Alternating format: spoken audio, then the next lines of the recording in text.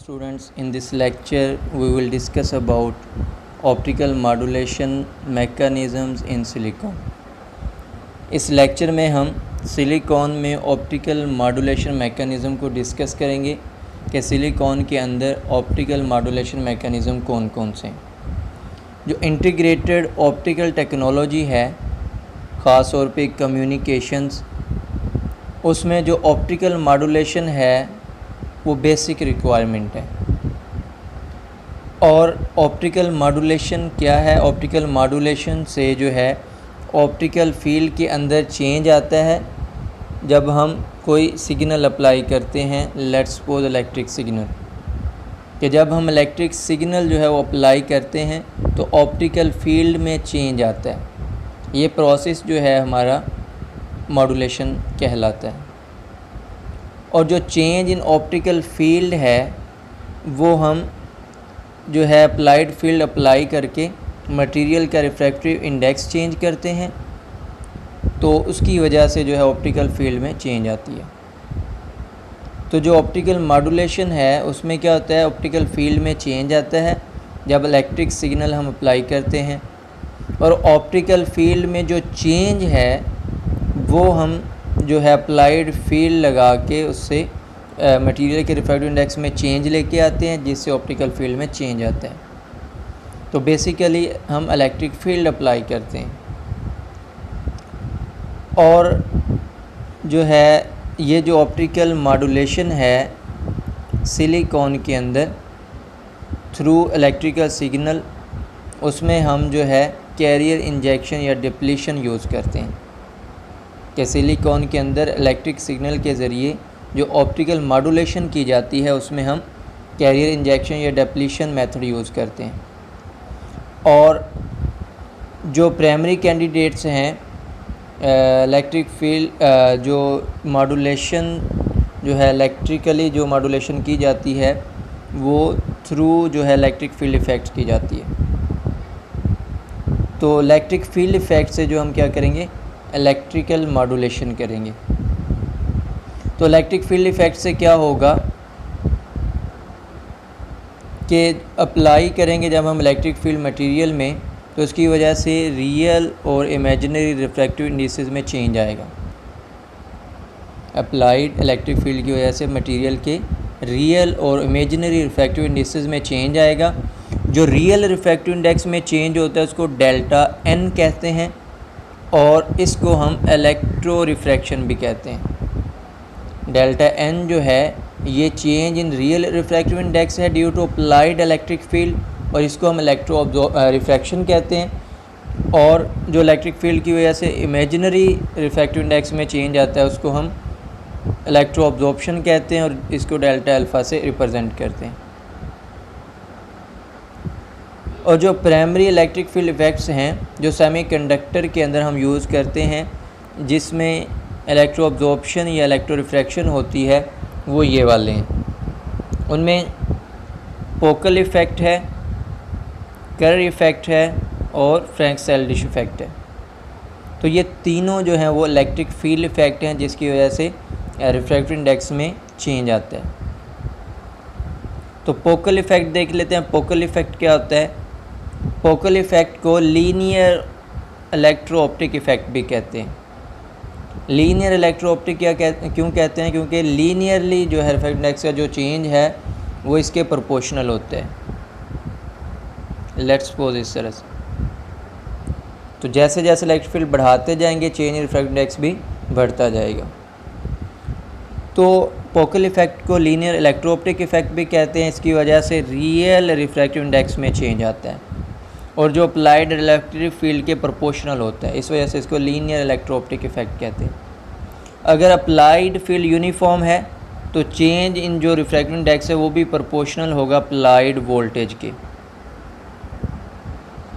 पोकल effect जो है वो इन जनरल जो है रिफ्रैक्टिव इंडेक्स में जो चेंज प्रोड्यूस करता है वो डायरेक्शन डिपेंडेंट होती है, जिस डायरेक्शन में इलेक्ट्रिक फील्ड अप्लाई किया होता है। कि पोकल इफ़ेक्ट की वजह से इलेक्ट्रिक फील्ड की डायरेक्शन में जो है रिफ्रैक्टिव इंडेक्स में चेंज आएगा, कि जिस डायरेक्शन में इलेक्ट्रिक फील्ड अप्लाई की है उसी डायरेक्शन में रिफ्रैक्टिव इंडेक्स में चेंज आएगी। इस वजह से इस इफ़ेक्ट को हम पोलराइजेशन डिपेंडेंट भी कहते हैं। पोलराइजेशन का मतलब इलेक्ट्रिक फील्ड की डायरेक्शन, कि इसमें इलेक्ट्रिक फील्ड की डायरेक्शन में जो है चेंज आएगा रिफ्रैक्टिव इंडेक्स में, इसलिए ये पोलराइजेशन डिपेंडेंट है। और जो ज्योमेट्री है क्रिस्टल स्ट्रक्चर की, सिलिकॉन क्रिस्टल स्ट्रक्चर की, उसमें जो है फोकल इफ़ेक्ट जो है वो कम्प्लीटली डिसअपीयर हो जाता है। कि इस तरह की सिलिकॉन की स्ट्रक्चर है क्रिस्टल की कि फोकल इफ़ेक्ट जो है ओवरऑल जो है वो डिसअपीयर हो जाता है। इस वजह से सिलिकॉन के अंदर ये जो फोकल इफ़ेक्ट है ये ऑप्टिकल मॉड्यूलेशन के लिए सूटेबल नहीं है।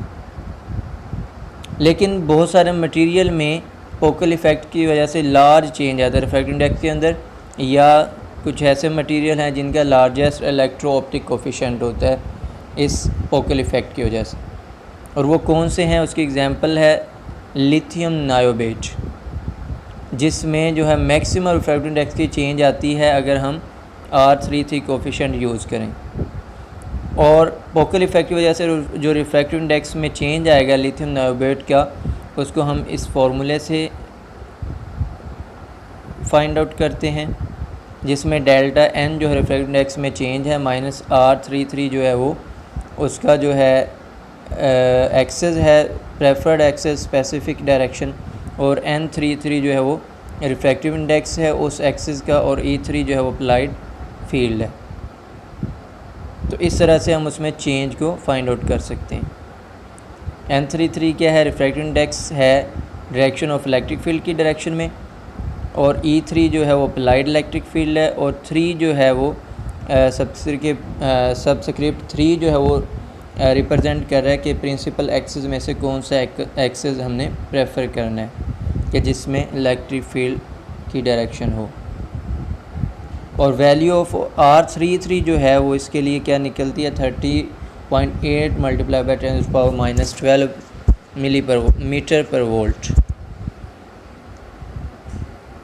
तो इसका मतलब है कि सिलिकॉन के अंदर फोकल इफ़ेक्ट हम यूज़ नहीं कर सकते, तो सिलिकॉन के लिए ये रिजेक्ट हो गया। नेक्स्ट देखते हैं कि अगर सिलिकॉन फोटोनिक्स के अंदर या सिलिकॉन मटेरियल के अंदर मॉड्यूलेशन हमने करनी है, फिर कौन सा हमारे लिए सूटेबल होगा।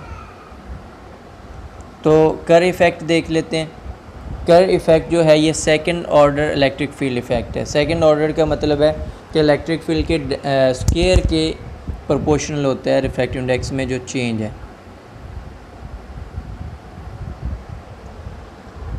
जिसमें रियल रिफ्रैक्टिव इंडेक्स में चेंज आता है डेल्टा n में, और ये जो चेंज है ये प्रोपोर्शनल होगा अप्लाइड इलेक्ट्रिक फील्ड के स्क्वायर के।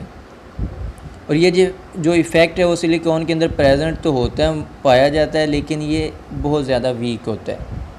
और जो चेंज है वो इस तरह से हम रिप्रेजेंट करते हैं, delta n S33 n not E²/2।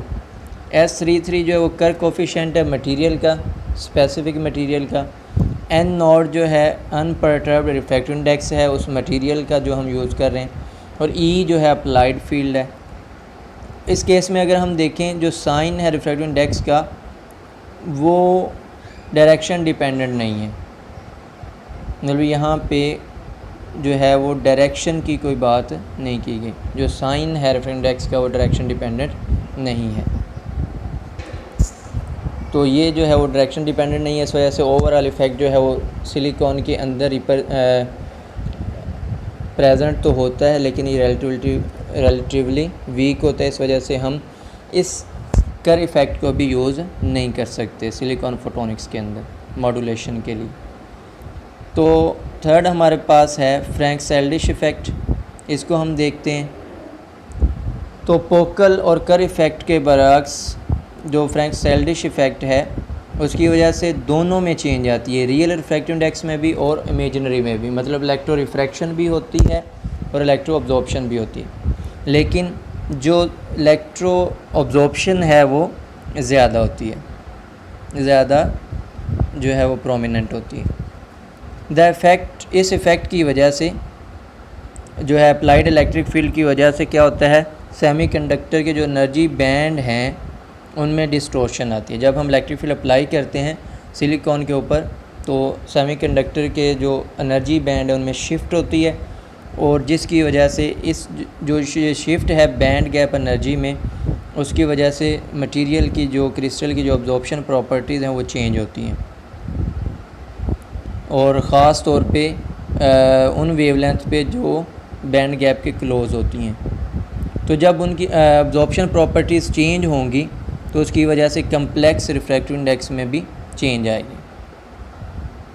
तो फ्रैंक सेल्डिश इफ़ेक्ट से जो क्या होता है, अप्लाइड फील्ड अप्लाई करते हैं इलेक्ट्रिक फील्ड, तो उसकी वजह से बैंड गैप जो एनर्जी है वो शिफ्ट होती है, अब्जॉर्प्शन प्रॉपर्टीज़ चेंज होते हैं क्रिस्टल की, और जिसकी वजह से कम्प्लेक्स रिफ्रैक्टिव इंडेक्स में चेंज आता है। तो इसको भी जो है फ्रैंक सेल्डिश इफ़ेक्ट को भी हम यूज़ कर सकते हैं, लेकिन ये भी कोई ज़्यादा बेस्ट मेथड नहीं है मॉड्यूलेशन के लिए। नेक्स्ट हमारे पास है कैरियर इंजेक्शन और डिप्लीशन। तो ये एक थर्ड मेथड है जो इलेक्ट्रिक फील्ड इफ़ेक्ट से हट के है। इलेक्ट्रिक फील्ड इफ़ेक्ट ऊपर वाले थे तीनों, ये एक डिफरेंट मेथड है, इससे भी हम मॉड्यूलेशन कर सकते हैं। इसमें क्या होता है, फ्री चार्ज को हम इंजेक्ट करते हैं या डिप्लीट कर देते हैं सिलिकॉन के अंदर। तो ये जो कंसंट्रेशन है फ्री चार्जेस की सिलिकॉन के अंदर, उसमें जो है लॉस होता है थ्रू अब्जॉर्प्शन, और जो इमेजिनरी पार्ट होता है रिफ्रैक्टिव इंडेक्स का, उसको हम जो अब्जॉर्प्शन कोफिशिएंट से फाउंड आउट कर सकते हैं। हमने पहले देखा था कि चेंज इन जो इमेजिनरी पार्ट है वो डेल्टा अल्फ़ा से हम कैलकुलेट करते हैं, जिसको हम अब्जॉर्प्शन कोफिशिएंट कहते हैं। देयरफॉर इट इज़ क्लियर, ये क्लियर है कि अगर हम कंसंट्रेशन चेंज कर दें फ्री चार्जेस की, उनको इंजेक्ट कर दें या डिप्लीट कर दें, तो उसकी वजह से जो रिफ्रैक्टिव इंडेक्स है मटेरियल का वो चेंज हो जाएगा। और ये जो चेंज है इसको हम ड्रूड लॉरेंट्ज़ इक्वेशन से कैलकुलेट कर सकते हैं। ड्रूड लॉरेंट्ज़ इक्वेशन क्या है, बेसिकली कंसंट्रेशन ऑफ होल और इलेक्ट्रॉन्स को रिलेट करती है अब्जॉर्प्शन से। तो डेल्टा अल्फ़ा जो है ये देखें अब्जॉर्प्शन को इलेक्ट्रॉन और होल की कंसंट्रेशन से रिलेट कर रही है, कि जैसे जैसे हम इनकी कंसंट्रेशन जो है वो बढ़ाते जाएंगे, इंजेक्ट करते जाएंगे, अब्जॉर्प्शन कोफिशिएंट जो है वो बढ़ता जाएगा। और इसी तरह अगर हमने जो है इलेक्ट्रो रिफ्रैक्शन में चेंज देखना हो तो उसको ये इक्वेशन रिलेट करती है इलेक्ट्रो रिफ्रैक्शन को concentration of electron and holes के साथ, कि अगर इलेक्ट्रॉन और होल्स की कंसंट्रेशन को हम ज़्यादा करते जाएंगे, उसकी वजह से जो change in real refractive index है या इलेक्ट्रो अब्जॉर्प्शन है वो कम होगा। तो यहाँ पे रियल रिफ्रैक्टिव इंडेक्स में डिक्रीज़ आता है। ये नेगेटिव हमें बता रहा है कि अगर कंसंट्रेशन हम ज़्यादा कर देंगे तो डेल्टा एन जो है वो इस्तेमाल हो जाएगा, रियल रिफ्रैक्टिव इंडेक्स में जो चेंज है वो कम हो जाएगा। तो इंजेक्शन से फ्री चार्ज कैरियर के इंजेक्शन से रिफ्रैक्टिव इंडेक्स डिक्रीज़ होता है। तो चार्ज कैरियर इंजेक्शन से अगर हम मॉड्यूलेशन करें तो जब हम इंजेक्शन करते हैं तो रिफ्रैक्टिव इंडेक्स क्या होता है, डिक्रीज़ होता है। ये हमें साइन बता रहा है। तो इन चेंजेस को जो है एवेलुएट करने के लिए हम इक्वेशन यूज़ करेंगे जिसके अंदर इंजेक्शन या डिप्लीशन हो चार्ज कैरियर्स के सिलिकॉन के अंदर। तो उसके लिए अगर हमने इक्वेशन जो है वो लिखें, लैम्डा नॉट अगर हम यूज़ करें 1.55 माइक्रोमीटर की, तो जो डेल्टा एन है रियल रिफ्रैक्टिव इंडेक्स वो इक्वल होगा delta N E plus delta N, और एट दी एंड ये हमारे पास रिज़ल्ट है। तो यहाँ पे सिर्फ हम कंसंट्रेशन पुट करेंगे इलेक्ट्रॉन की और होल्स की, तो हमारे पास जो है चेंज इन रिफ्रैक्टिव इंडेक्स है वो ये आ जाएगा। और अगर कंसंट्रेशन हम बढ़ाते जाएंगे तो रिफ्रैक्टिव इंडेक्स डिक्रीज़ होता जाएगा, रियल रिफ्रैक्टिव इंडेक्स। और डेल्टा अल्फ़ा अगर हम अब्जॉर्प्शन कोफिशिएंट निकालना है तो यहाँ पे हम इलेक्ट्रॉन और होल्स की कंसंट्रेशन को पुट करेंगे तो हमारे पास अब्जॉर्प्शन कोफिशिएंट आ जाएगा। और अगर हम वेवलेंथ जो है वो जो सिग्नल हमने अप्लाई किया है इलेक्ट्रिकल, उसकी वेवलेंथ 1.3 माइक्रोमीटर कर दें तो उसकी वजह से ये इस तरह से हम पुट करके वो निकाल सकते हैं। तो यहाँ पे ये कांस्टेंट में चेंज आ जाता है जब हम वेवलेंथ को चेंज करते हैं। डेल्टा एन ई जो है वो रिफ्रैक्टिव इंडेक्स में चेंज है इलेक्ट्रॉन के इंजेक्शन की वजह से, और डेल्टा एन एच जो है वो चेंज है रिफ्रैक्टिव इंडेक्स में फ्री होल कैरियर की कंसंट्रेशन की वजह से। और डेल्टा अल्फ़ा ई जो है वो ऑब्जॉर्प्शन कोफिशिएंट में चेंज है due to free electron carrier injection. और डेल्टा अल्फ़ा एच जो है वो होल्स की वजह से रिफ्रैक्टिव इंडेक्स में ऑब्जॉर्प्शन कोफिशिएंट में चेंज है। तो इस तरह जो है अप्रोप्रिएट हाई डोपिंग करके सिलिकॉन लेयर के अंदर हम उसके जो है कैरियर इंजेक्शन को ज़्यादा कर सकते हैं लेवल को, जिसकी वजह से रिफ्रैक्टिव इंडेक्स में भी चेंज ज़्यादा आएगी। इस तरह हम चार्ज कैरियर इंजेक्शन में डोपिंग करते हैं, जिससे जो है वहाँ पे चार्ज कैरियर की इंजेक्शन या डिप्लीशन होती है, जिसकी वजह से रिफ्रैक्टिव इंडेक्स चेंज होता है और मॉड्यूलेशन अक्कर हो जाती है। और थर्ड प्रोसेस जो है, पहले इलेक्ट्रिक फील्ड इफेक्ट थे उनसे मॉड्यूलेशन होती थी, सेकंड चार्ज कैरियर इंजेक्शन या डिप्लीशन से, थर्ड थर्मो ऑप्टिक इफेक्ट से। इससे भी हम जो है वो मॉड्यूलेशन कर सकते हैं। थर्मो का मतलब होता है हीट, ऑप्टिक का मतलब लाइट। तो इस इलेक्ट्रिकल सिग्नल में, इस हमारे सिग्नल में हम थर्मो ऑप्टिक इफेक्ट से, थर्मो इफेक्ट से जो है मॉड्यूलेशन कर सकते हैं। थर्मो ऑप्टिक इफेक्ट में क्या होता है बेसिकली कि हम मटेरियल के ऊपर हीट अप्लाई करते हैं, तो जिसकी वजह से उस मटेरियल का रिफ्रैक्टिव इंडेक्स चेंज होता है। लेट्स सपोज सिलिकॉन है तो उसको हीट देंगे, टेम्परेचर देंगे, जिससे उसका रिफ्रैक्टिव इंडेक्स चेंज हो जाएगा। इसको हम थर्मो ऑप्टिक इफेक्ट कहते हैं। अब जो थर्मो ऑप्टिक कोफिशिएंट है सिलिकॉन के लिए, वो इस तरह से हम फाइंड आउट करते हैं, dN/dt is equal to 1.86 multiply by 10⁻⁴ पर केल्विन। तो ये थर्मो ऑप्टिक कोफिशिएंट है सिलिकॉन के लिए। तो यहाँ से अगर हम देखें कि रिफ्रैक्टिव इंडेक्स में जो चेंज है वो पॉजिटिव है विद अप्लाइड थर्मल एनर्जी, कि हीट की वजह से, टेम्परेचर की वजह से वो जो चेंज है रिफ्रैक्टिव इंडेक्स के अंदर वो पॉजिटिव है। मतलब जैसे जैसे टेम्परेचर बढ़ाएंगे रिफ्रैक्टिव इंडेक्स बढ़ेगा।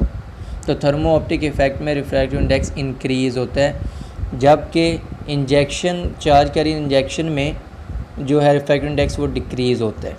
तो जो ऊपर वाला इससे पड़ा है उसमें रिफ्रैक्टिव इंडेक्स डिक्रीज़ होता है और थर्मो ऑप्टिक इफेक्ट में रिफ्रैक्टिव इंडेक्स इंक्रीज़ होता है। इसलिए ये दोनों जो इफ़ेक्ट हैं ये एक दूसरे को compete करते हैं पुअरली डिज़ाइंड मॉड्यूलेटर के अंदर, कि एक जो है अगर इंक्रीज़ कर रहा होता है तो दूसरा डिक्रीज़ करता है। तो बेसिकली ये 3 जो है मेजर प्रोसेस है जिनके ज़रिए हम मॉड्यूलेशन, ऑप्टिकल मॉड्यूलेशन करते हैं इंटीग्रेटेड ऑप्टिकल मटेरियल के अंदर। तो ये हमारा आज का टॉपिक था। नेक्स्ट इंशाल्लाह हम अगले लेक्चर में डिस्कस करेंगे। ओके जी, अल्लाह हाफिज़।